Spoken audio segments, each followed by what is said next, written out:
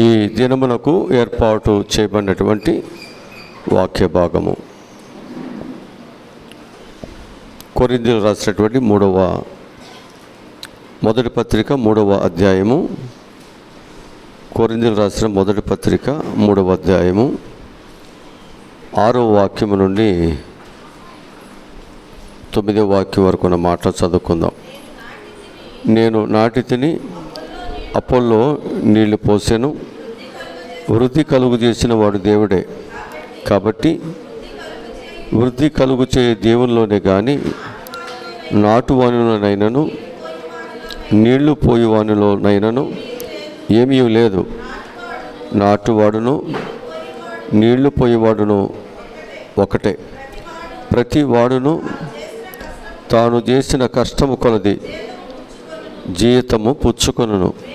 మేము దేవుని జతపని వారమై ఉన్నాం. మీరు దేవుని వ్యవసాయమును దేవుని గృహమునై ఉన్నారు. చాలు. ఇక్కడ మనము జ్ఞాపకం చేసుకుంటే ఈరోజు దేవుడు మనకిచ్చే చక్కటి మాటలు. ఈరోజు అంశం ఏంటంటే, అపోస్తలుడైన పౌలు సంఘాన్ని దేంతో పోల్చాడు అంటే దేవుని పొలముతో ఆయన పోలుస్తున్నాడు. అక్కడ చేస్తున్నటువంటి సేవ చేస్తున్న వారిని గురించి ఏమన్నాడంటే, వారు ఆ పొలములో పనిచేసేటువంటి వారు, ఆ పంటను పండించేవారుగా అక్కడ మనకు కనిపిస్తూ ఉంటుంది. అయితే సంఘము అనేటువంటిది ఎలా ఉండాలి అంటే దేవుని పొలముగా ఉండాలి. సంఘము అనేది దేవుని పొలముగా ఉండాలి. పొలము దేనికి సాదృశ్యంగా ఉందో కొన్ని నేను వాక్యాల ద్వారా నేను మీకు నేర్పిస్తాను. మొదటిగా మనం చూసినట్లయితే పొలము దేవుని వాక్యము అనేటువంటి విత్తనమునకు సాదృశ్యంగా ఉంది. పొలము అనేది దేనికి సాదృశ్యంగా ఉంది? దేవుని వాక్యమునకు సాదృశ్యముగా కనిపిస్తుంటుంది. మత్తయి సువార్త 13వ అధ్యాయము 3-4 వచనాలు చదువుదాం. ఆయన వారిని చూసి చాలా సంగతులను ఉపమాన రీతిగా చెప్పాను. ఎట్లనగా, ఇదిగో బయలు వెళ్ళెను, వాడు విత్తుచుండగా కొన్ని విత్తనములు త్రోవ ప్రక్క పడెను, పక్షులు వచ్చి వాటిని మృంగివేశాను. చాలు. ఇక్కడ మనం జ్ఞాపకం చేసుకుంటే ప్రభు ఒక ఉపమానమును ఇక్కడ చెబుతూ ఉన్నాడు. ఆ ఉపమానములో ఆయన వేటినంట విత్తేది విత్తనములను విత్తుస్తున్నాను అని చెబుతున్నాడు. అంటే ఆ విత్తనము దేనికి సాదృశ్యంగా ఉంది అనేది మనం చూసినట్లయితే వాక్యానికి సాదృశ్యంగా ఉంది. కనుక ఏ విత్తనం అయితే లేక ఏ వాక్యం అయితే మంచి నేలలో పడుతుందో ఆ విత్తనం ఏమవుతుందో తెలుసండి, అది 30 అది 60 100 ఫలిస్తుంది. అంటే వాక్యము అనేది ఫలించేటట్లుగా మనము సిద్ధపడాలి. మన హృదయాలు సిద్ధపడాలి. ఒక మంచి నేలగా చేసుకోవాలి. వాక్యానికి వ్యతిరేకంగా మనం ఉంటే మనం ఏమి ఫలిస్తాం? మనం ఏమి అభివృద్ధి చెందుతాం?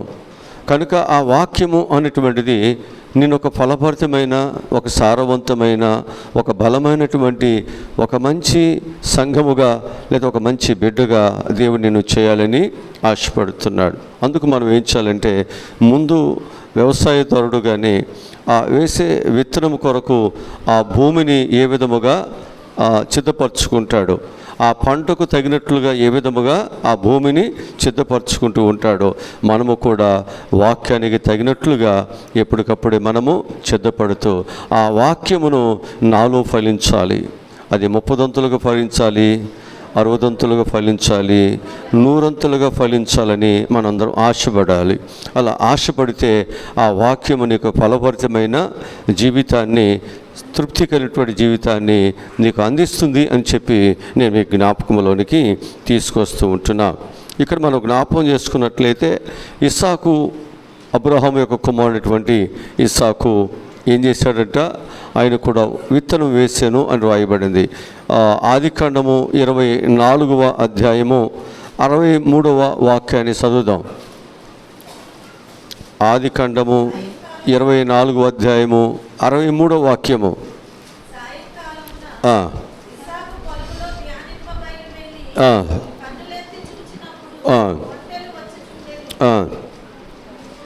చాలు. ఇక్కడ మనం జ్ఞాపకం చేసుకున్నట్లయితే ఈయన ఎక్కడ ధ్యానం చేస్తున్నాడు? పొలములోకి వెళ్ళి ధ్యానం చేస్తున్నాడు.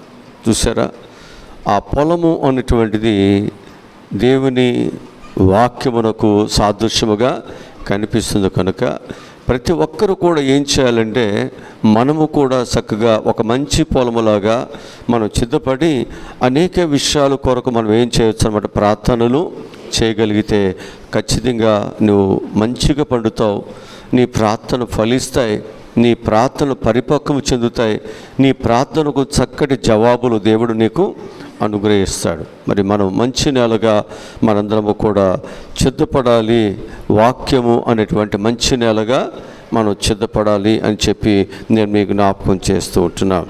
కనుక ఈయన పొలములో విత్తనమును ఆయన ఏం చేస్తున్నాడు? ధ్యానము చేస్తున్నాడు.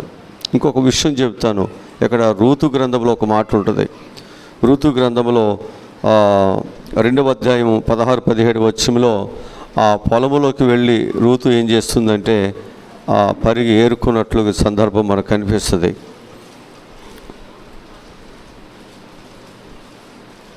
రూతు గ్రంథము 2వ అధ్యాయము 16-17 వచనాలు చదువుదాం.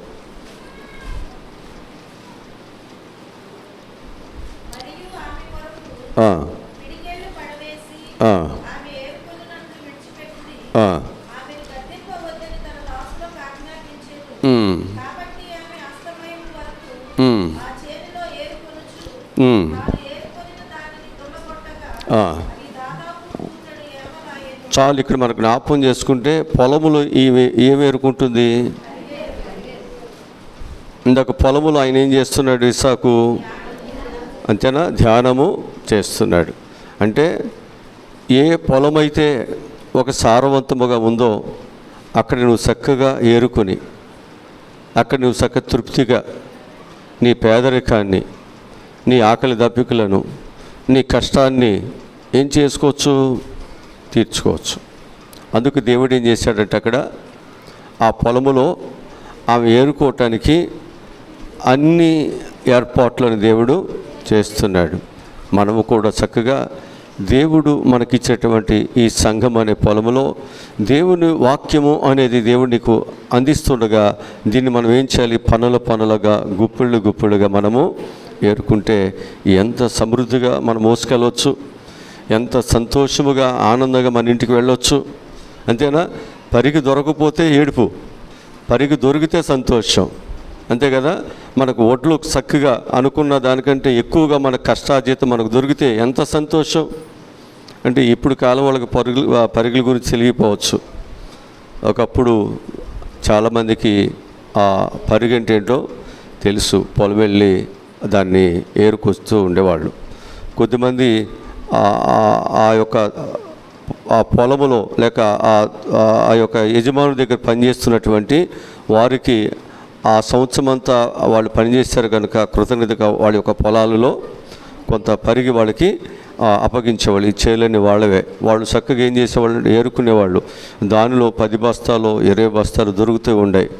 ఆ తరువాత వాళ్ళు ఏం చేసేవాళ్ళు అంటే పోత పట్టేటప్పుడు కూడా ఆ పోతలో ఆ సీలు కొట్టేటప్పుడు కొంత ఒడ్లు కూడా దానిలోకి వెళుతూ ఉండాయి. అవి కూడా వాళ్ళు మళ్ళీ పొట్టుని వారు పోసినప్పుడు దాని నుంచి కూడా ఒడ్లు వస్తూ ఉన్నాయి. కొంతమంది నూర్చిన తర్వాత కొంతమంది ఏం చేసేవాళ్ళు తెలుసండి? ఆ కళ్ళాలు వారికి అప్పగించేవాళ్ళు. మళ్ళీ ఆ కళ్ళాల్లో కూడా వారికి ఏం దొరికాయి? ఆ పొట్టులో దొరికాయి, ఆ కళ్ళములో కూడా దొరికాయి. ఇలాగ వాళ్ళు ఏం చేసేవాళ్ళు అంటే ఆ సంవత్సరం అంతా వారు కష్టపడినప్పుడు ఆ చివరిలో వారికి ఆ విధమైనటువంటి ఆ ఒడ్లు అవన్నీ వచ్చినప్పుడు ఈ సంవత్సరం వల్ల మేము పోషించబడటానికి దేవుడు సహాయమును దయచేశారని వారు కూడా ఆ చిన్న చిన్న ఆ యొక్క వడ్లను పోగు చేసుకుని కొన్ని బస్తాలు ఇంటి దగ్గర వారు నిలువ చేసుకుని సంవత్సరం అంతా వాళ్ళు ఏం చేసేవాళ్ళు, ఒడ్లు పట్టించుకుంటూ వారు చక్కగా భోజనం చేస్తూ ఉండేవాళ్ళు. అట్లాగే ఇక్కడ రూతు కూడా ఏం చేస్తుందంట, బోయాజు యొక్క చేలోకి వెళ్ళి ఆమె పరిగి ఏరుకొనుచున్న సమయంలో బోయాజు ఏం చేశాడంట, ఆమెకి ఎవరు అభ్యంతరం పెట్టవద్దు, ఆమెకి ఆ పరిగి ఏరుకున్నట్లుగా మీరేం చేయాలి, అక్కడక్కడ ఆ పిడికిళ్ళు ఆ గుప్పుడు వదిలిపెట్టండి. అవును కదా. ఈరోజు మనం చూస్తే పరిగెరుకునేవాళ్ళు లేరు, కళ్ళాల్లోకి వెళ్ళేవాళ్ళు లేరు, ఆ పొట్టు పట్టుకునేవాళ్ళు లేరు. ఎందుకని ఆ పరిస్థితులు అయిపోయినాక, ఆ కాలము ఆ పరిస్థితులన్నీ దాడిపోయినాయి. ఆ విధంగా దాతృత్వం కలిగి విడిచిపెట్టే రైతులు లేరు, సరే వాళ్ళకి విధేయత కలిగి పనిచేసేవాళ్ళు కూడా లేరు. పరిస్థితులన్నీ తారుమారు అయిపోయాయి. ఒకప్పుడు ఆ యజమానికి సేవకుడికి ఉన్నటువంటి అనుబంధం వేరుగా ఉండేది.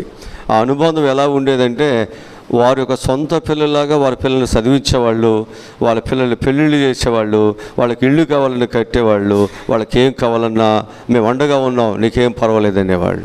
ఆ విధమైన ఒక భరోసా కదా, మా యజమానుడు ఉన్నారు, మాకేం పర్వాలేదు, మా పిల్లలకు సహాయమును చేస్తారని. వీళ్ళు కూడా ఏం చేసేవాళ్ళు అంటే ఎప్పుడో తెల్లగట్ట 4ంటికి వెళ్ళిపోయి రాత్రి 10 వరకు నమ్మకమైన వాళ్ళుగా పనులు చేసేవాళ్ళు. ఆ రోజుల్లో ఇలాంటి మోసాలు, మరి యజమాని మోసం చేయటం కానీ లేకపోతే దాసుడిని మోసం చేయటం కానీ ఇలాంటిది ఏమీ ఉండేది కాదు. చక్కగా స్వచ్ఛంగా చక్కగా ప్రేమగా ఒకరికొకరు ఉండేటువంటి వాళ్ళు ఆనాటి కాలంలో.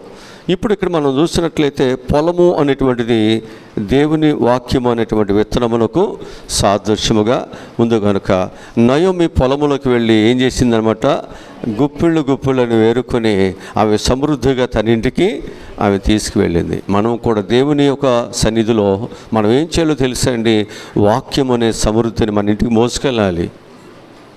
మరి మనం ఇక్కడికి వచ్చి నిద్రపోతేనో అని ఆలోచనగా ఉంటేనో ఏయో మాటలు చెప్పుకుంటూ ఉంటే నీకేం ఆశీర్వాదాలు వస్తాయి, నీకే దీవెనలు వస్తాయి. కనుక మన యొక్క జీవితాల్లో మనం ఏం చేయాలంటే దేవుని దగ్గరికి వెళుతున్నామంటే దేవుని దగ్గర ఏదో కృప ఉంది, ఆ కృప నేను పొందుకోవాలి, నా బిడ్డలకు అందించాలి, నా భర్తకు అందించాలి. ఒక ఆశ, ఒక తృష్ణ మనలో కలిగి మనం ఏం చేయాలన్నమాట, దేవుని వాక్యాన్ని శ్రద్ధగా మనం వినాలి. హల్లెలూయా, హల్లెలూయా. సంఘము లేక దేవుని పిల్లలు ఆ విధంగా ఉండాలి అని ఈరోజు దేవుని వాక్యం మనకు బోధిస్తూ ఉంది. రెండవదిగా మనం చూసినట్లయితే పొలములకు సాదృశ్యంగా ఉంది. పొలము దేనికి సాదృశ్యంగా ఉంది, పొలములకు సాదృశ్యంగా ఉంది. వాక్యముల నుండి చూపిస్తాను. యెషయా గ్రంథము 16వ అధ్యాయము 10వ వాక్యం చదువుదాం. యెషయా గ్రంథము 16:10.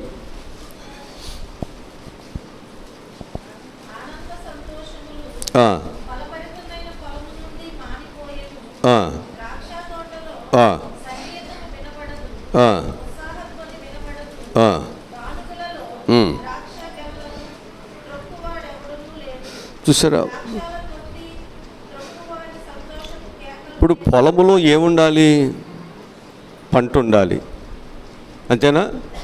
ఆ పంటకి ఏముండాలి, మనం వేసే చెట్లకి లేకపోతే మనం నాటేటువంటి వాటికి ఏముండాలి, పంట ఉండాలి కదా. ఆ పంటలే లేకపోతే సంతోషం ఉంటుందా, ఆనందం ఉంటుందా చెప్పండి, ఉంటుందా?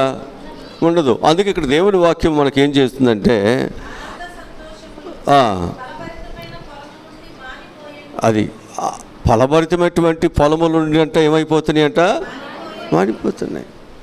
ఈరోజు నీ జీవితంలో మంచి పంట ఉన్నప్పుడు నీకేముంటుంది, ఆనందము, సంతోషం ఉంటుంది, అంతే కదా. అదే ఆ పంట లేదు అనుకోండి, అక్కడ సంతోషం ఉంటుందా? ఆ చేలు చూసి ఆ వ్యవసాయం చేసిన వారు లేకపోతే పెట్టుబడి పెట్టినవాడు ఏడవటమే కదా. జాగ్రత్త. అందుకే ప్రభువు అంటున్నాడు, మీరు ఎందుకు అపోల్లో వాడిని, నేను పౌలు వాడిని, లేకపోతే నేను కేపో వాడిని, ఇలా మీరు ఎందుకు వివాదాలు పెట్టుకుంటారు? అపోల్లో ఎవరు? పౌలు ఎవరు? వీళ్ళందరూ ఎవరు? దేవుని పొలములో ఒక పనివారే కదా, జత పనివారే కదా. కనుక మీరు మనుష్య రీతిగా లేకపోతే మనిషి యొక్క పారంపర్య ఆచారముగా మనల్ని మనుషుల వైపు కాదు మనం ఉండాల్సింది. వాళ్ళందరూ దేవుని పని కొరకు వారు వాడబడుతున్నవారు, కానీ నీ కొరకు ప్రాణం పెట్టింది, నిన్ను ఒక పరిశుద్ధముగా మార్చింది ప్రభు ఆయన ఒక్కరే. ఇప్పుడు మనందరం ఏం చేయాలి? ఎవరి మాట వినాలి? ఎవరు సంతోషపెట్టాలి? ఎవరు సంతోషపెట్టేటట్లుగా మన ఫలభరితమైన జీవితాలు ఉండాలి? దేవుని సంతోషపెట్టాడు. ఆయన మాట వింటే మనకు మేలు కలుగుతుంది. ఆయన మాటను వీళ్ళు ఏం చేస్తున్నారు? ప్రజలకు పంచిపెట్టేవారే తప్ప వీరు స్వతహాగా వారి యొక్క మాటలు కాదు. మాట్లాడుతున్నవారు మీరు కాదు. ఎవరు మాట్లాడుతున్నారంటే దేవుడే తన యొక్క దాసుని నోట నుండి మనతో మాట్లాడుతున్నాడు. కనుక ఆ మాట అనేటువంటిది గొప్ప శక్తి కలిగిన వాక్యము. ఆ వాక్యము అనేకులను బ్రతికించింది, అనేకులను తెప్పరిల చేసింది, అనేక చీకటి బ్రతుకులను మార్చింది, అనేకుల యొక్క జీవితాలలో వెలుగులను నింపింది. అందుకే ఆ వాక్యాన్ని మనం ఏం చేయాలంటే మన ఇళ్లకు సమృద్ధిగా మన వాటిని మోసుకెళ్ళాలి. మన ఇళ్లకు మనం ఏం చేయాలి? సమృద్ధిగా వాటిని మోసుకెళ్ళాలి. అందుకే దాహము కొన్నవారులారా నెల యొద్దకు రండి, ఆకలి కొన్నవారులారా మీరు వచ్చి భోజనము చేయండి. చక్కగా దేవుని దగ్గర సర్వసమృద్ధి ఉంది. దేవుడు నిన్ను చక్కగా నిన్ను తృప్తిపరుస్తాడు. దేవునికి ఏమి కావాలో అవన్నీ దేవుడి సహాయమును చేస్తాడు. ఇప్పుడు ఏలియా ఏమైపోయాడు? ఆకలి కొని దప్పిక కొని మరణాపేక్షతో చాలా దూరం ప్రయాణం చేసి ఒక బదిరీ వృక్షం కింద ఏం చేశాడు? పండుకొని ఉన్నాడు. ఇప్పుడు దేవుడు ఏం చేశాడు? ఆయనకి ఆహారం పెట్టాడు కదా, ఆయనకి మరలా శక్తినిచ్చాడు కదా, ఆయన మనం నడవటానికి కావలసిన ఆ యొక్క ఆరోగ్యమును, ఆ శక్తిని దేవుడు దయచేశాడు. ఎప్పుడైతే నీవు దేవుని వాక్యాన్ని వింటున్నావో నీలో ఉన్న భయాలు పోతాయి, నీలో ఉన్న దిగులు పోతుంది. దేవుడు నాతో మాట్లాడాడు, నాకు దేవుడు తోడుగా ఉన్నాడు, నేను భయపడను. నా దేవుడు నాకు తగిన కాలంలో దేవుడు నాకు సహాయమును చేస్తాడు. ఒక ధైర్యం మనకు వస్తుంది. వాక్యమే మనల్ని ధైర్యపరిచేది. వాక్యమే కృంగిరి నీ జీవితాలను నిన్ను లేవనెత్తేది. అందుకే ప్రతి ఒక్కరు కూడా ఏం చేయాలంటే వాక్యాన్ని వినాలి. వాక్యం నీకు దొరుకుతున్నప్పుడు దాన్ని పనులుగా గుప్పులుగా ఏం చేయాలి? దానిని ఏరుకోవాలి. అలాంటి కుటుంబాలు ఎప్పుడు సర్వసమృద్ధిగా ఉంటాయి. వారికి కరువులు ఉండవు, వారికి కాటకములు ఉండవు, వారికి ఇబ్బందులు లేమి, భయం అనేది వారికి ఉండదు. ఉంటుందా? ఒకప్పుడు కాలంలో ప్రతి ఇంటి దగ్గర ఉండేది పుర్లుంటూ ఉండే, లేకపోతే పాత్రలన్న ఉండే, లేకపోతే ఏం చేసేవాడు? వరలు వేసుకుని కట్టుకునేవాళ్ళు. ఇవన్నీ లేకపోతే ఏం చేసేవాళ్ళు అంటే ఇంటి దగ్గర ఒక గ్యారెన్సీలాగా వేసుకుని దాని మీద బస్తాలు వేసుకుని దాచుకుంటూ ఉండేవాళ్ళు. ఇలాగూ ఒకప్పుడు కాలం యొక్క పరిస్థితి. వాళ్ళు ఏం చేసేవాళ్ళు? ఒకప్పుడు కార్తీక మాసాలు పనులు లేని రోజులు వచ్చాయి. ఇప్పుడు ఈ ఒడ్లు ఉన్న వాళ్ళకి భయం ఉంటుందా? అదే ఒడ్లు లేకపోతే పిల్లలు ఎలా పోషించాలి? ఈరోజు ఉన్నటువంటి ఈ సౌకర్యాలు, అలాగనే ఈ ఫ్యాక్టరీలు, ఇవన్నీ ఎప్పుడు ఇవన్నీ లేవు. ఈ వ్యవసాయాల మీద, వ్యవసాయ పనుల మీద, వీటి మీదే ఆధారపడేటువంటి వాళ్ళు. కనుక వీళ్ళందరూ ఏంటంటే వ్యవసాయ పనులు అయిపోతే వాళ్ళకి డబ్బులు వచ్చేవి కాదు, వాళ్ళ పనులు ఉండేవి కాదు. అలాంటి పరిస్థితులలో మన పిల్లలు, మన కుటుంబం రోజు పోషించబడాలి, రోజును భోజనం చేయాలి, రోజు మన పిల్లలకి ఆహారము పెట్టుకోవాలంటే అది దొరుకు కాలములోనే మనం ఏం చేయాలి? జాగ్రత్తగా. అందుకంటాడు నీ కొట్లలో ధాన్యము ఉన్నదా? దేవుని పిల్లల యొక్క జీవితాలలో వాక్యము అనేది ఎప్పుడు కూడా స్టోర్ అయి ఉండాలి. అది ఎప్పుడు కూడా సమృద్ధిగా ఉండాలి. ఒకవేళ ఒక్కొక్క రోజు వాక్యము దొరకని కాలం రావచ్చు. ఒక్కోసారి నువ్వు దేవుని సన్నిధికి రాలేనటువంటి పరిస్థితులు రావచ్చు. ఏమో ఎప్పుడు ఇలాగ ఉంటామా? ఎప్పుడు ఇదే ఆరోగ్యంగా ఉంటామా? ఎప్పుడు ఇదే పరిస్థితి మన జీవితాలు ఉంటుందా? ఎప్పుడు ఏ విధంగా మన జీవితాలు మార్చబడితే మనకేమీ తెలియదు. కనుక నీకు దేవుడు ఏ సమయం అయితే సమకూర్చుకోవడానికి, దేవుడు సిద్ధపడటానికి, లేకపోతే నువ్వు సమృద్ధిగా ఉండటానికి దేవుడు ఇస్తున్నాడో ఆ సమయాన్ని మనం ఏం చేయాలంటే సద్వినియోగము చేసుకుని నువ్వు ఏ కాలమైనా ఏ పరిస్థితులైనా నిశ్చింతగా, ధైర్యముగా, ఆనందంగా బ్రతకొచ్చు. హల్లెలూయా. అందుకంటున్నాడు పొలము అనేటువంటిది ఫలములకు సాదృశ్యము కనుక ఆ పొలములో ఎప్పుడైతే చక్కని పంట ఉంటుందో వారిలో ఏముండదు, చింత, వేదన, బాధ అనేది ఉండనే వారికి ఉండదు. ఈరోజు నీ జీవితంలో చక్కని వాక్యం అనేది ఉంటే నీకు చింత ఉండదు, వేదన ఉండదు, భయం ఉండదు, దిగులు ఉండనే ఉండదు. అందుకే ప్రతి ఒక్కరు కూడా ఎలా ఉండాలి? ఒక ఫలభరితమైనటువంటి బిడ్డలుగా మనం ఉండాలి. పనికిరాని వారిలాగాను కదా, అటు ఇటు కానటువంటి వారిలాగాను. అంటే అటు ఎండిపోయిన వాళ్ళు కాదు, ఇటు ఫలములతో ఉన్నవాళ్ళు కాదు. ఇలాంటి వారిని ఏమంటాడు? ఎందుకు నీవు నన్ను మోసం చేస్తున్నావు? అంతే కదా. కొన్ని ఫలములతో ఉన్నాయి, కానీ ఆ ఫలములు తినటానికి కానీ వండుకోవటానికి కానీ ఎవరికి కానీ ఉపయోగకానే కాదు. అవి ఎలా ఉన్నాయి అన్నాడంటే అవి కారు ద్రాక్షాలుగా ఉన్నాయి, చేదుగా ఉన్నాయి. దేవుని యొక్క పొలము దేవుడు కష్టపడి సంపాదించేటువంటి, స్వరక్తము చేత సంపాదించిన, ఎన్నో శ్రమలు పడి సంపాదించినటువంటి ఆయన యొక్క సంఘము ఎలా ఉండాలి అంటే, ఎలా ఉండాలంటే చాలా చక్కగా ఉండాలి. ఆయనకి ఇష్టమైన బిడ్డలుగా ఉండాలి. ఆయన వచ్చి వెతుకున్నప్పుడు ఏం చేయాలి? ఆయనకి పంట దొరకాలి. అంతే కదండి. ఆయన ఏం చేస్తున్నాడు? తన ఉద్యానవనములోనికి వస్తున్నాడు, తనకిష్టమైన దానిని ఆయన కోసుకుంటున్నాడు. ఈరోజు నీ జీవితంలో నువ్వు చక్కగా ఆయన వెతికినప్పుడు నీలో పంట అనేటువంటిది ఉన్నట్లుగా, అంటే వాక్యమైన కావచ్చు, ప్రార్థన కావచ్చు, విశ్వాసం కావచ్చు, పరిశుద్ధత కావచ్చు, అనేకమైనటువంటి పంటలు మనం ఏం చేయాలి? దేవుడు మనకు ఇస్తున్నప్పుడు ఆ విధంగా మనము సిద్ధపరచుకుని పండాలి. అలా పండినప్పుడే సంతోషం ఉంటుంది, ఆనందం ఉంటుంది. లేకపోతే మన జీవితం అంతా దుఃఖము, వేదనగా ఉంటుంది. అంతే కదా. మన పిల్లలు కానీ దేవుడు మనకి ఇచ్చిన పంట అనుకున్నప్పుడు ఆ పిల్లలు చదువుకోకపోయినా, ఆ పిల్లలు ప్రయోజకులుగా కాకపోయినా, ఆ పిల్లలు ఒకవేళ ఇంట్లో ఎప్పుడు మనకు ఒక సమస్యకు కారకులుగా వారు ఉంటున్నా మనకేమైనా సంతోషం ఉంటుందా? బిడ్డలు బట్టి ఆలోచించండి. కనుక దేవుడు ఇంత కష్టపడి, ఇంత శ్రమపడి, దేవుడు నీవు బాగుగా పండాలి, నువ్వు మంచిగా ఉండాలి, కొదువు లేకుండా ఉండాలని దేవుడు ఏం చేస్తున్నాడంటే విస్తారముగా దేవుని వాక్యాన్ని మనకు వెదజల్లుతున్నాడు. వెదజల్లబడుతుంది. వెదజల్లబడుతున్నప్పుడు మనం ఏం చేయాలంటే రూతు వలె జాగ్రత్తగా మనం వాటిని ఏరుకోవాలి. హల్లెలూయా, హల్లెలూయా. అప్పుడే మన పొలములో ఏముండదన్నమాట? కన్నీరు ఉండదు, బాధలు ఉండవు, కష్టాలు ఎక్కడ కూడా కనిపించవు. మన పంట బాగుండాలి అనంటే మనం ఎలా ఉండాలి? మన పొలము సారవంతముగా మంచిగా ఉండాలి అని చెప్పి నేను మీకు జ్ఞాపకం చేస్తున్నాం.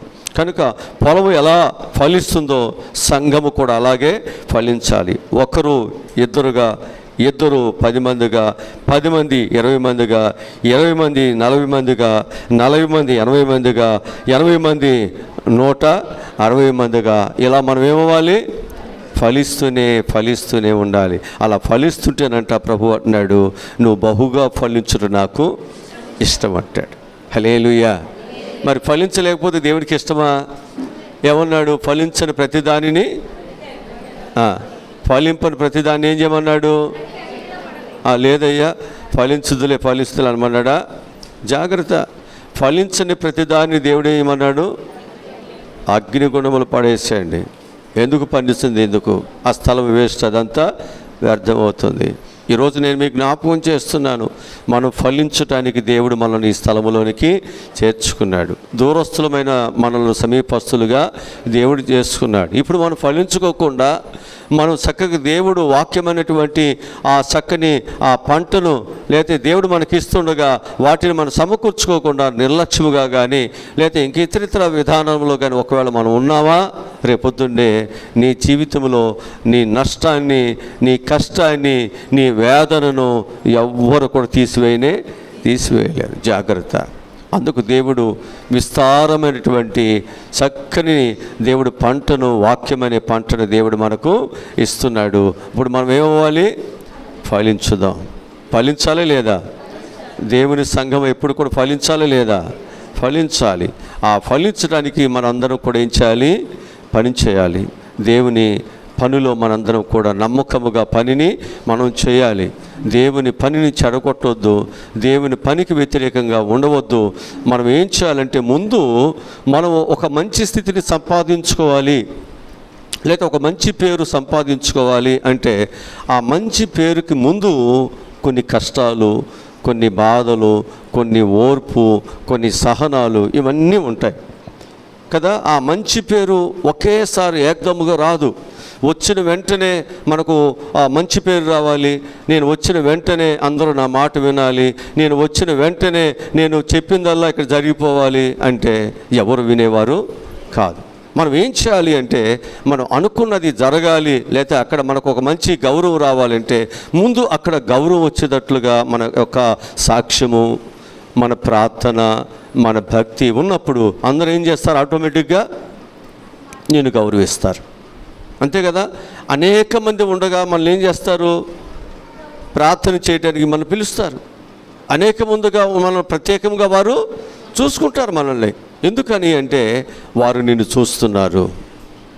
దానిని ఎప్పుడు కూడా పోగొట్టుకోవద్దు. ఆ గౌరవాన్ని ఎప్పుడు కూడా పోగొట్టుకోవద్దు. అది నిన్ను బట్టి నన్ను బట్టి వచ్చింది కాదు, కానీ నీవు దేవుని పట్ల నువ్వు చూపించే ఆ ప్రేమను బట్టి, ఆ విధేయతను బట్టి సమాజము నీకు ఆ గౌరవాన్ని నీకు ఇస్తున్నారు. హల్లెలూయా.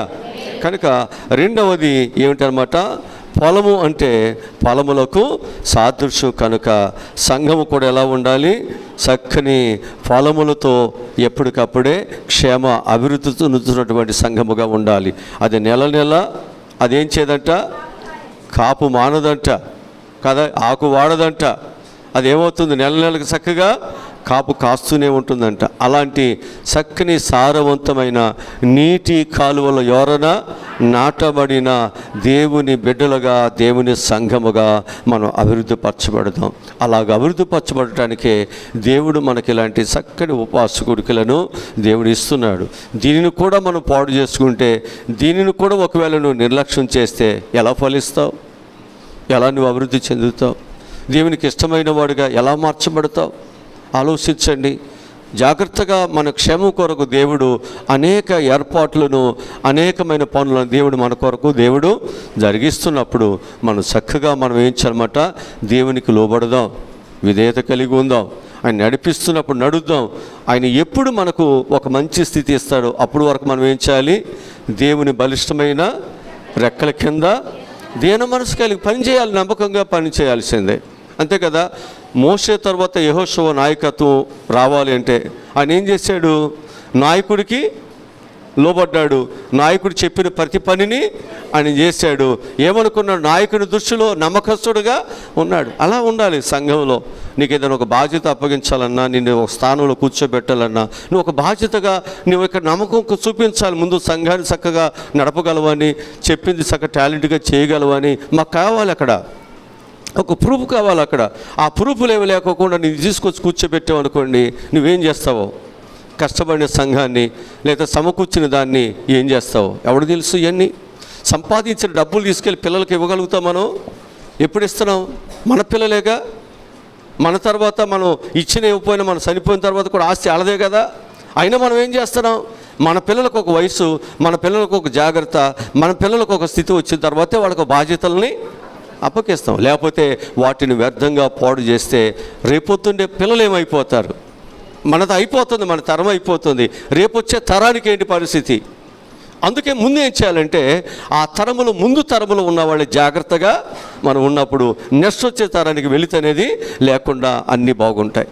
ఇది మనం నేర్చుకోవాల్సినటువంటి దేవుని దగ్గర విధేయత, లేకపోతే వినయము, లేకపోతే జాగ్రత్త అనేటువంటిది మీకు జ్ఞాపకం చేస్తున్నాను.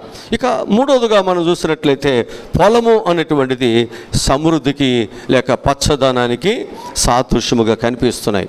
పొలము అనేటువంటిది సమృద్ధికి, పచ్చదనానికి సాదృశ్యముగా కనిపిస్తుంటుంది.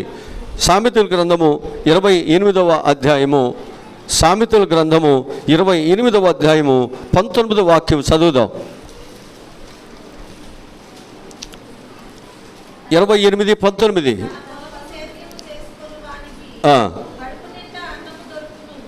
హల్లెలూయా. తన పొలమును ఏం చేసుకోవాలి? బీడు పెట్టుకుంటే,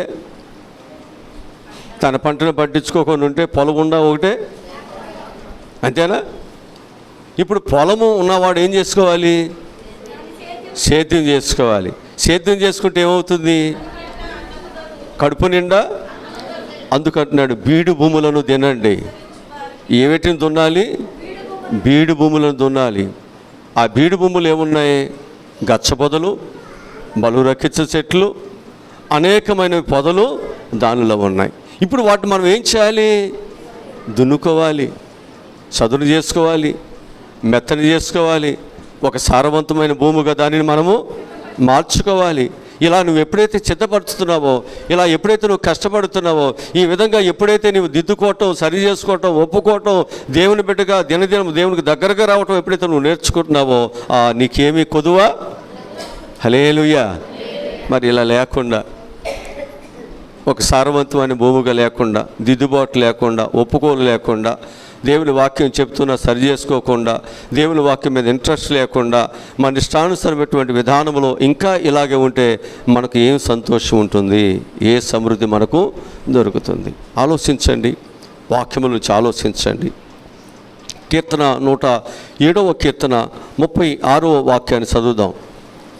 107వ కీర్తన 36వ వాక్యాన్ని చదువు.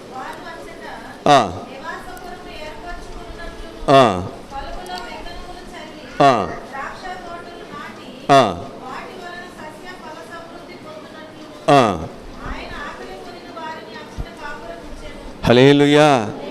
అంటే దేవుడు ఏం చేస్తున్నాడు తెలుసండి? తన బిడ్డలైనటువంటి వారిని ఎక్కడికి నడిపిస్తున్నాడు? ఒక సస్య ఫలము సమృద్ధిలోనికి దేవుడు నడిపిస్తున్నాడు. అక్కడ దేవుడు ఉంచుతున్నాడు, అక్కడ దేవుడు ఉంచుతున్నాడు. హల్లెలూయా.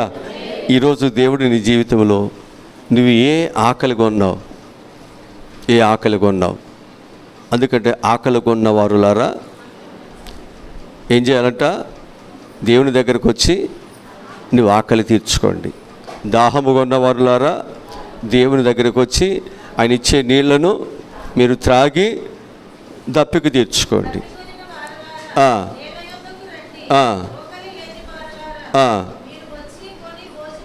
అంతే, డబ్బులేం అవసరం లేదు. ఇక్కడికి వచ్చి మీరేం చేయాలి? రండి. లేకపోయినను ఏమీ తీయకయే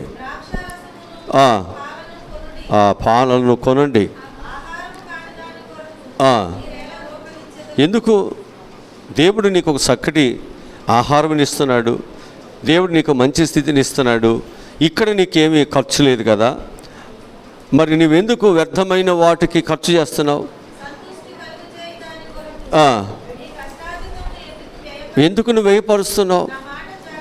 నా మాట జాగ్రత్తగా ఆలకించి మంచి పదార్థములు భుజించండి. హల్లెలూయా. మనం తినే భోజనం కూడా మంచి వాటి మీద ఉంచాలి. అది ఎలా ఉండాలి? అది ఏం చేస్తుంది? భుజిస్తే సారమైనటువంటిది నీకు ఇస్తుంది, ఒక బలమైనది ఇస్తుంది. ఏది పడితే అది, ఎట్లా పడితే అట్లా మనం తిని మనం చేసుకుంటే మనం చాలా అనారోగ్యం పాలవుతున్నాం, చాలా బలహీనమి అయిపోతున్నాం. రెండవది అంటాడు, అసలు అది ఆహారమే కాదు కదా, ఆహారము కాని దానిని మీరు ఆహారముగా ఎందుకు దాన్ని తాగుతున్నారు, తింటున్నారు? అది మీ ఆరోగ్యాలను, మీ జీవితాలను అది పాడు చేస్తుంది కదా, అది మీకేమైనా తృప్తినిస్తుందా? ఎందుకు మీరు దానిని, దేవుడు మీకు మంచి ఆహారం ఇస్తున్నాడు కదా, ఇది వచ్చి మీరు రోకలు లేకుండా, ఖర్చు లేకుండా దీనిని వచ్చి పానం చేయండి, దీని వచ్చి తినండి. అదే దేవుడు చెప్తున్న మాటలు. అది శరీరానుసారమైన వారికి వెరితనముగా ఉంటుంది, ఆత్మానుసారమైన వారికి అది జ్ఞానం కలిగి ఉంటుంది. కనుక శరీరానుసారమైన వారికి ఏమో అది వారికి ఆహారముగా ఉండి అది లేకపోతే మేము ఉండలేమంటారు. అది ఆత్మానుసారమైన వారికి అయితేనేమో ఈ వాక్యము లేకుండా, ఈ సహవాసము లేకుండా మేము ఉండలేమంటారు. కనుక ఆత్మానుసారమైన వారు ఆత్మ విషయంలో మనసు పెడతారు, శరీరానుసారమైన వారు శరీర విషయంలో పెడతారు. ఇప్పుడు నేను మిమ్మలను వాక్యము అనే పాలతో పెంచాను కదా, ఎందుకు మీరు ఇలాగూ ఉన్నారు? మీరు ఎందుకు శరీరానుసారంగా ఉన్నారు? మీరు ఎందుకు ఆత్మానుసారంగా మీరు ఉండాలనే కదా నేను ఇంత ప్రయాసపడుతున్నాను. మీరు ఎందుకు ఇంత శరీరానుసారంగా మీరు ఎందుకు అంటే, ప్రభువు కూడా ఏమంటాడంటే, పొలములోనంట ప్రభు గోధుమలు జల్లాడంట మంచి పంటగా మంచిగా ఉండాలని. కానీ అపవాదం వచ్చి ఏం చేస్తున్నాడు? వాటి మధ్య గురువు కూడా జల్లేస్తున్నాడు. ఇప్పుడు ఏమవుతుంది? మంచి వాటితో పాటు చెడు కూడా ఏమవుతుంది? పెరుగుతుంది. జాగ్రత్త. మంచితో పాటు చెడు కూడా ఉంటుంది. వ్యవసాయం చేస్తున్నప్పుడు, పొలంలో మనం ఉన్నప్పుడు మనకేమవుతుందంటే, మంచిది మనం వేస్తున్నప్పటికీ కూడా దానిలో చెడు కూడా వస్తుంది. కాబట్టి మనం ఏం చేయాలి? జాగ్రత్తగా ఉండాలి. ఒక కాలం వస్తుంది, ఒక రోజు వస్తుంది, మంచిని వేరు చేస్తాం, చెడుని వేరు చేస్తాం, చెడుని కాల్చేస్తాం, అక్కడ వదిలిపెడతాం, మంచిని మాత్రమే మన ఇంటికి తెచ్చుకుని దాని ద్వారా సంతోషిస్తాం. ఒక కాలం ఉంది, ప్రతి కుటుంబంలో ఉంటుంది, ప్రతి సంఘంలో ఉంటుంది, ప్రతి హృదయంలో ఉంటుంది, ప్రతి ఆలోచనలో కూడా మంచి చెడు అనేది మన జీవితాల్లో ఉంచబడుతుంది. మంచిని మనం కోరుకోవాలి, మంచిని మనం పెంచాలి, చెడుని మనం ఎప్పుడు కూడా అసహించుకోవాలి. ఇదే దేవుని సంఘము సమృద్ధిలోకి వెళ్ళటం, పచ్చగా ఉండటం. ఒకవేళ నీ జీవితంలో చెడును కూడా అలాగే నీ జీవితంలో ఉంచినట్లయితే అది మంచిని ఎదగనీయకుండా చెడు అణిచేస్తుంది. ఆ విత్తనాల ఉపమానంలో విత్తనమైతే పడింది, అది మొలకేస్తుంది, కానీ అది ముళ్ళ కంచిలో పడినందున ముళ్ళ కంచి దాన్ని ఏం చేస్తున్నాయంట? పైకి ఎదగనీయకుండా అది అణిచివేస్తుంది. నువ్వు ఎదగలేకపోవటం కారణం ఏంటో తెలుసా? నువ్వు ఫలించలేకపోవటానికి కారణం ఏంటో తెలుసా? అనేకమైన ముళ్ళ కంచి, ఐహిక విచారములు, శరీర సంబంధమైన ఆశలు, కోరికలు, అనేకమైన పరిస్థితి నీ హృదయంలో పేరుకుపోయినాయి. అందుకే వాటన్నిటి నుంచి మనం ఏమవ్వాలి? బయటికి రావాలి. మంచి నేలగా మనం సిద్ధపరచుకోవాలి. అప్పుడే మన పొలం ఎలా ఉంటుంది? సమృద్ధిగా ఉంటుంది, పచ్చగా మన పొలం ఉంటుంది. అందుకే ఆ పొలమును ఎప్పటికప్పుడు ఏం చేయాలి? చక్కగా దున్నుకోవాలి, పని చేసుకోవాలి. అలా పని చేసుకుని దున్నుకున్నటువంటి వాడికి ఎప్పుడు కూడా ఆహారం కొదువు అనేది ఉండదు. అతను ఎప్పుడు కూడా సస్య ఫలములు సమృద్ధిగా వారి యొక్క జీవితాల్లో ఉంటాయి. అందుకే దేవుడు అంట ఆకలి కొనిన వారిని అక్కడికి దేవుడు తీసుకొస్తున్నాడు. అక్కడ కాపురం ఉంచాడు. అక్కడ సమృద్ధి ఉంది కాబట్టి దేవుడు అక్కడికి తీసుకొస్తున్నాడు. దేవుడు నిన్ను ఈ లోకములో అనేకమైన దప్పికలతో, అనేకమైన బాధలతో మన జీవితాలు ఉన్నాయి. ఇప్పుడు దేవుడు సర్వసమృద్ధినిచ్చే దేవుని యొద్దకు దేవుడు మనలను నడిపించాడు. ఇక్కడ మనం ఏమో తెలుసండి, సర్వ సమృద్ధి కలిగిన వారికి ఇక్కడ మనము సిద్ధపడదాం. సిద్ధపడటానికి దేవుడు అవకాశం ఇచ్చాడు. సిద్ధపడదాం. దేవుడు నిన్ను సర్వసమృద్ధిలోనికి ఆయన నిన్ను నడిపిస్తాడు. ఉదాహరణకు దానియేలు గ్రంథము 5వ అధ్యాయము 13వ వాక్యం చదువుదాం.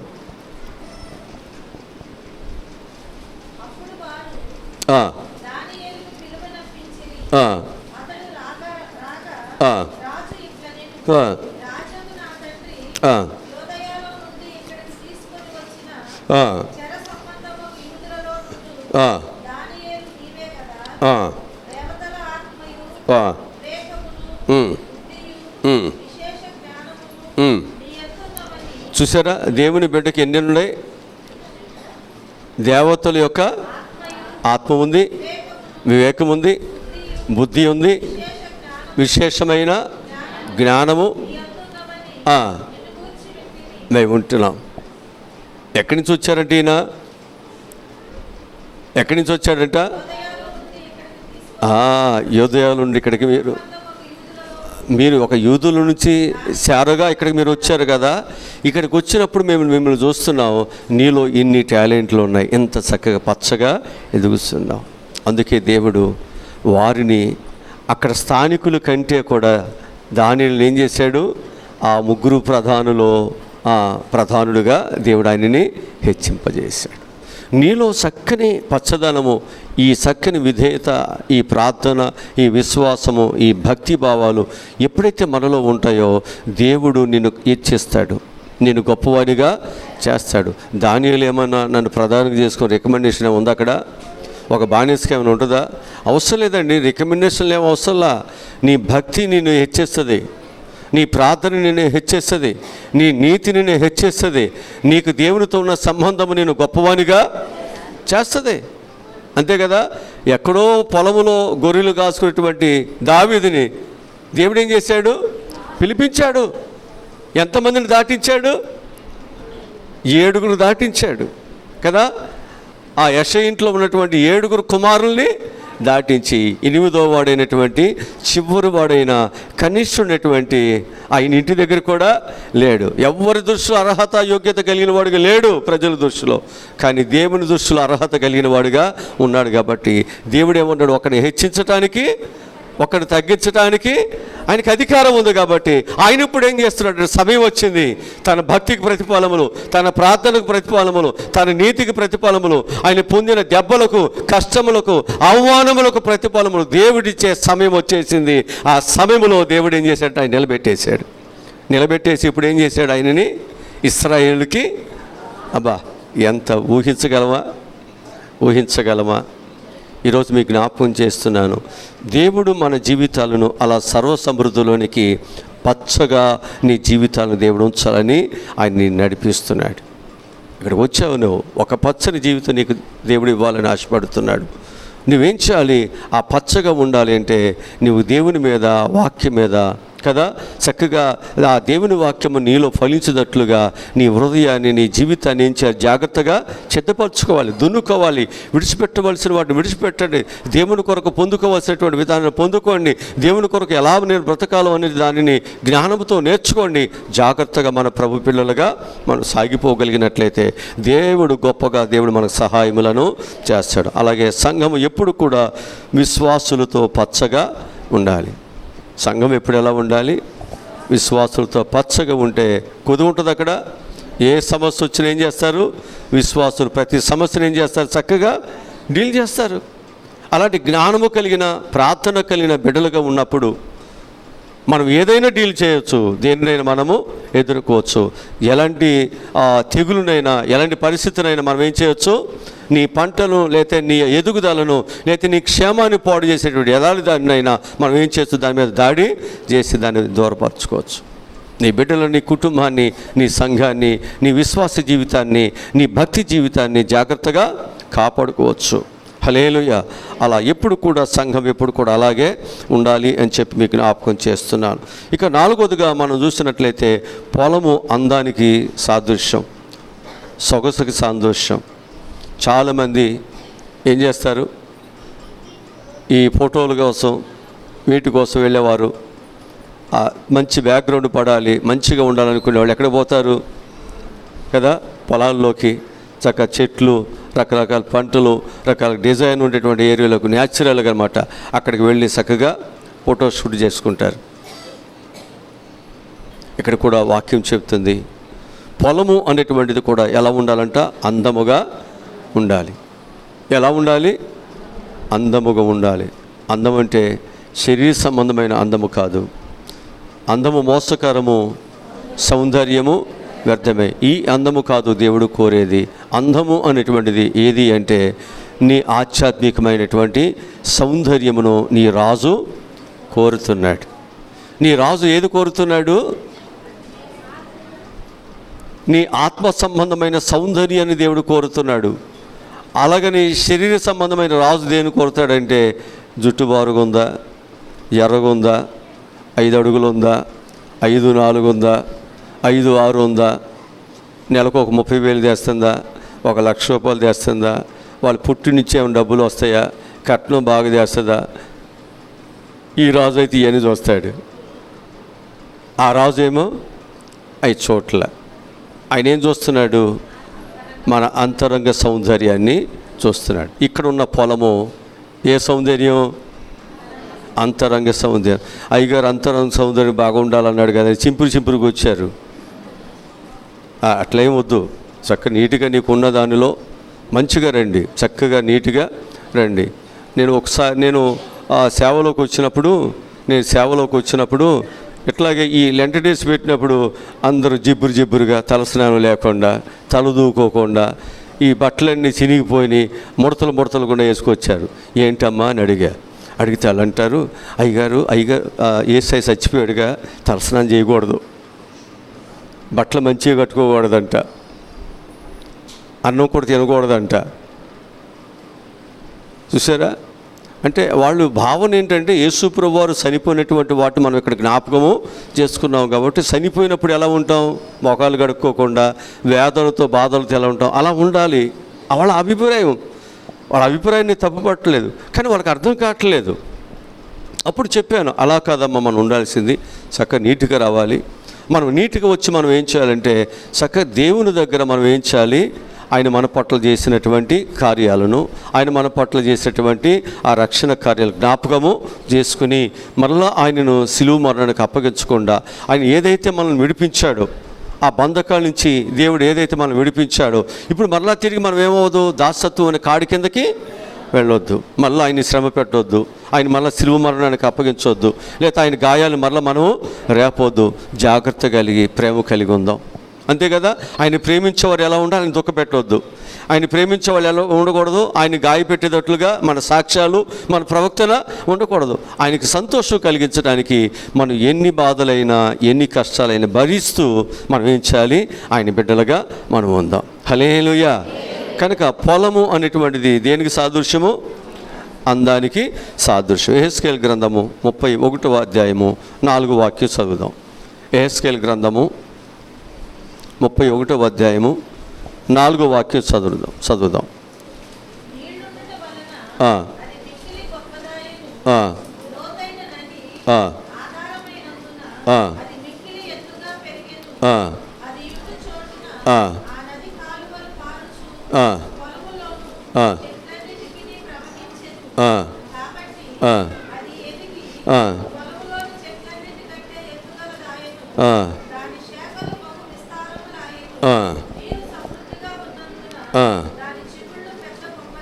హల్లెలూయా.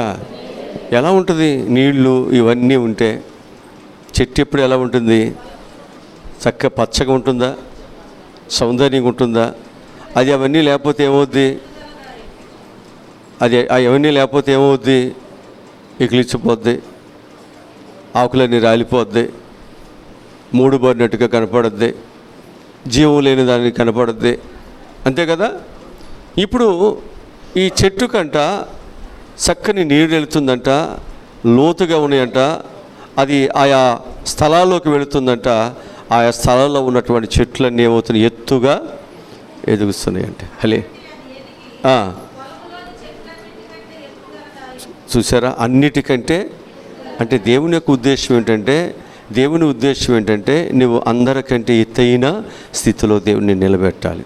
ఎక్కడున్నవాడిని, కింద స్థాయిలో ఉన్నవాడిని, దిగువలో ఉన్నవాడిని మొదటి స్థాయిలోకి నేను తీసుకువెళ్ళాలి. అందుకే దేవుడు నేను ఇక్కడికి ఏర్పాటు చేసుకున్నాడు. అందుకే అంటాడు, నేను నిన్ను తలగా చేస్తాను, నిన్ను పైవానిగా చేస్తాను, అప్పిచ్చేవానిగా చేస్తాను. ఇక చేస్తానన్నాడుగా, అయ్యగారు చెప్పాడుగా, నన్ను ఎప్పుడు చేస్తాడు తలగా, నాకు ఎప్పుడు డబ్బులు ఇస్తాడు అని ఇది మొదలుపెట్టారు ప్రార్థన. మొదట ఆయన నీతిని రాజ్యమును వెతకటానికి మనం ఏం చేయాలి, మన భూములను చక్కగా సిద్ధపరచుకోండి, వాక్యాన్ని చక్కగా సమకూర్చుకోండి, ప్రార్థన జీవితాన్ని సమకూర్చుకోండి, విశ్వాసతను సమకూర్చుకోండి, భక్తి భావాలు సమకూర్చుకోండి, దేవుని కొరకు నమ్మకంగా ఉండటం అనేది నేర్చుకోండి. దేవుడు తప్పకుండా నిన్ను ఎత్తైన వానిగా చేస్తాడు. అంటాడు కదా, షారోను పొలములో పూసిన పుష్పము ఎలా ఉంటుందంట, అందంగా ఉంటుంది. షారోను పొలములో పూసిన పుష్పం అది ఎంత అందంగా ఉంటుందో, అది లోయలో ఉన్న ప్రత్యేకంగా కనపడుతుంది, అన్నిటిలో ఉన్న ప్రత్యేకంగా కనపడుతుంది. అది ప్రత్యేకమైన ఆకర్షణ. సంఘము కూడా ప్రత్యేకంగా ఉండాలి. అలా అందమైనటువంటి ఆకర్షణీయమైనటువంటి, నిన్ను అందరూ గుర్తించే విధముగా, అందరి కళ్ళు నీ మీదగా పడేటట్లుగా నీ అందము, నీ యొక్క చక్కని జీవితము సిద్ధపాటు ఉండాలి. అదే దేవుడు కోరుతున్నాడు. సంఘం అంట ఎప్పుడు అలాగూ అందమైన చక్కని కట్టడలతో, చక్కని విశ్వాసముతో మనం ఏం చేయాలి, కట్టబడాలి, చెక్కబడాలి, అందముగా మనము నిర్మించబడాలి. అందుకే దేవుడు ఏం చేస్తున్నాడు, తన బిడ్డలను దేవుని చేతికి అప్పగిస్తే ఆయన ఏం చేస్తున్నాడు, ఒక కుమ్మరివాని ఎలాగ చెక్కుతాడో, ఎలాగ రూపాన్ని ఇస్తాడో, అలాగనే ఈ కమ్మరి పని చేసేటువంటి తాను ఏ విధంగా ఆ చెక్కను చక్కగా నిర్మిస్తాడో, ఒక చక్కని అందమైన రూపాన్ని నిర్మిస్తాడో, మనము కూడా దేవునికి అప్పగించుకుంటే అందమైన రూపాన్ని దేవుడే మనకు ఇస్తాడు. ఎంత అందమో, నీకు ఏ కావాలో విలువనిస్తాడు.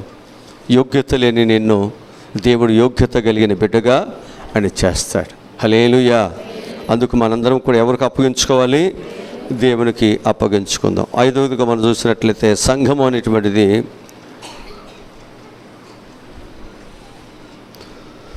సంఘము అనేటువంటి పొలము దాగుకొనుటకు సాదృశ్యముగా కనిపిస్తుంది. దాగుకొనుటకు సాదృశ్యం. మొదటి సమూయేలు గ్రంథము 20వ అధ్యాయము 24 చదువుదాం.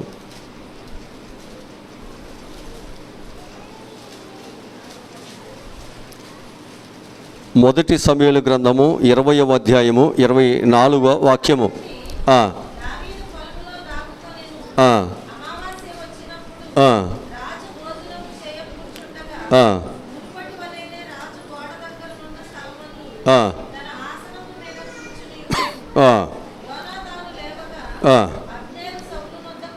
ఇప్పుడు ఇక్కడ మనం జ్ఞాపకం చేసుకుంటే, ఇక్కడ దావీదు ఎక్కడ దాక్కున్నాడు అంటే, సంఘమునకు దేవుని పిల్లలకి ఏదైనా బాధలు కష్టాలు అనేది మనకు వస్తే ఎక్కడ దాక్కోవాలి మనం? దేవుని మందిరములో, దేవుని పొలములో. హల్లెలూయా. ఇక్కడ దాగుకొనుటకు ఆయన రెక్కల కింద దేవుడు నీకేమిస్తున్నాడు? ఆశ్రయం ఇస్తున్నాడు.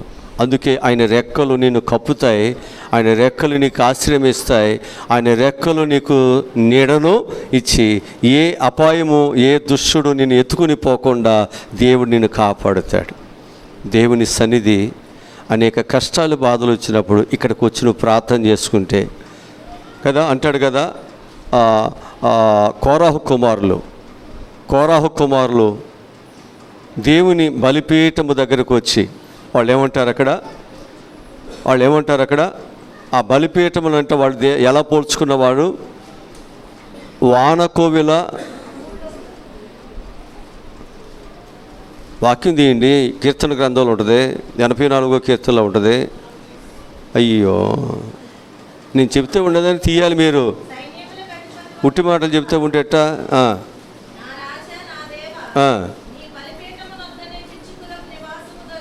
ఎక్కడ దొరికింది నివాస స్థలం? ఎక్కడ దొరుకుతుంది? దేవుని దగ్గర. నీకు లోకంలో అనేక శ్రమలు ఒకవేళ నిన్ను తరుముతున్నాయేమో, నేను మరణానికి ఒకవేళ నిన్ను ఇక ఎందుకు నేను బ్రతకాలి, చనిపోతే ఈ కష్టాలు తీరిపోతే కదా, నేను తీర్చుకోలేను, ఈ బాధలు తట్టుకోలేను, అలాంటి భారముతో వేదనతో ఉన్నటువంటి వారికి ఆశ్రయస్థానము, విడుదల దేవుని మందిరమే.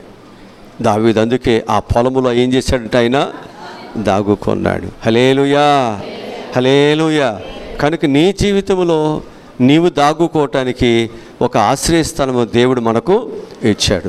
మరి ఈ ఆశ్రయస్థానాన్ని మనం ఏం చేయకూడదు, పాడు చేసుకోకూడదు. ఈ ఆశ్రయస్థానాన్ని మనం ఏం చేయాలి? మనము ఆశ్రయించబడాలి, మనం కాపాడబడాలి, మన తర్వాత మన పిల్లలు కూడా ఆశ్రయస్థానములు వారు క్షేమంగా వారు ఉండాలి కదా. మనం ఆ విధంగా మనం ఏం చేయాలంటే, నీ వరకు, నీ పొట్ట కొరకు నువ్వు చేసేసుకుని పోకూడదు, ముందు తరాలు కూడా దీనిని ఆశీర్వాదకరముగా దీనిని చేయాలి. ఇది చేసిన వాడే మంచివాడు.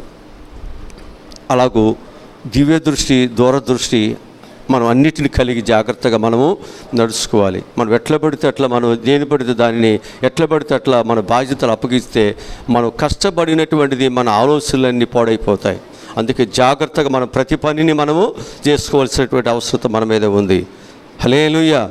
కనుక దావీదు పొలములో దాక్కున్నట్లుగా మనం కూడా శ్రమలలో, కష్టాలు, ఇబ్బందుల్లో మనం ఉన్నప్పుడు సంఘములో మనం ఏం చేయొచ్చు అన్నమాట?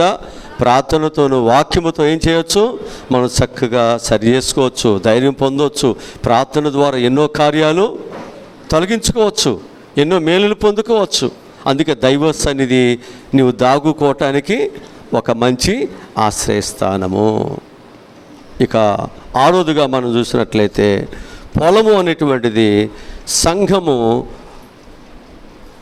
పరలోక రాజ్యానికి సాదృశ్యముగా ఉంది. సంఘము అనేటువంటిది లేక పొలము అనేటువంటిది సంఘము పరలోక రాజ్యానికి సాదృశ్యముగా ఉంది. మత్తయి సువార్త 13వ అధ్యాయము 24 వచనం చదువుదాం. 13వ అధ్యాయము 24 వచనం చదువుదాం. చెప్పాను ఏమనగా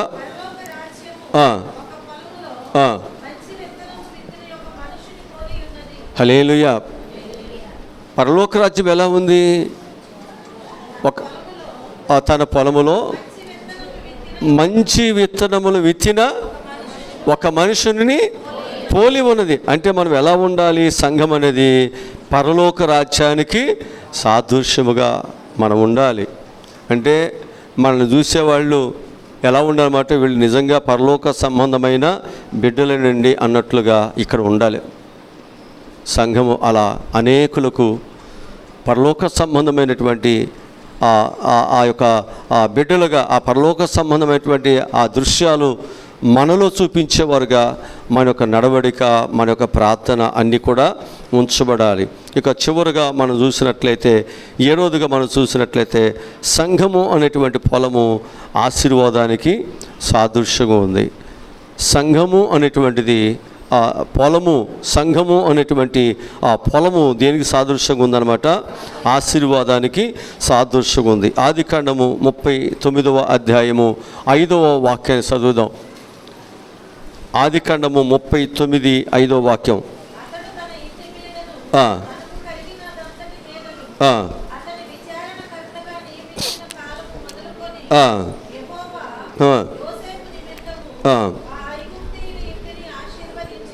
హల్లెలూయా.